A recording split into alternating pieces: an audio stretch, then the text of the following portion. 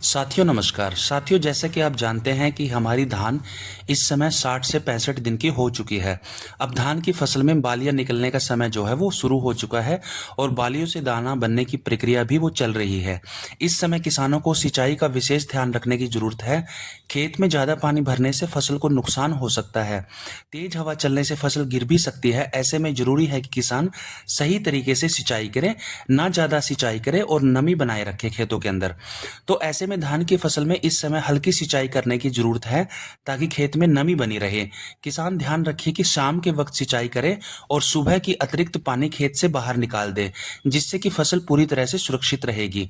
तो आगे हम ध्यान रख सकते हैं कि धान की फसल में ज़्यादा पानी भरने से मिट्टी नरम हो जाती है, तेज हवा चलने से पौधे गिर भी सकते हैं, फूल झड़ सकते हैं, जिससे दाने जो हैं वो दागी हो जाते हैं और उत्पादन पर उसका बुरा असर पड़ता है और हमारा उत्पादन भी कम हो सकता है। जैसा कि किसान साथी जानते हैं कि सितंबर के महीने में बारिश कम होती है। गर्मी की वजह और अधिक यूरिया के इस्तेमाल से भूरा फुदका भी धान की फसल में जो है वो चपेट धान की फसल को ले सकता है। भूरा फुदका जो होता है वो रस चूसता है और रस चूसक कीट होता है। रस चूसने से पौधे जो हैं वो सूख जाते हैं।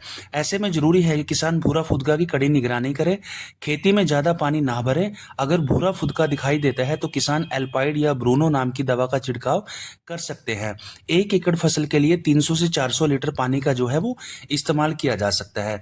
तो साथियों, भूरा फुदका के लिए आप ब्रूनो नाम की दवाई या एल्पाइड नाम की दवाई का इस्तेमाल कर सकते हैं और जितना जरूरी है उतना ही पानी खेत में दें।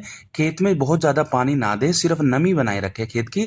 तो ये कुछ बातें हैं जिनका ध्यान रख के हमारे किसान साथी जो हैं धान में सही तरीके से सिंचाई कर सकते हैं और अपनी धान की पैदावार को अच्छा कर सकते हैं। बहुत बहुत धन्यवाद साथियों।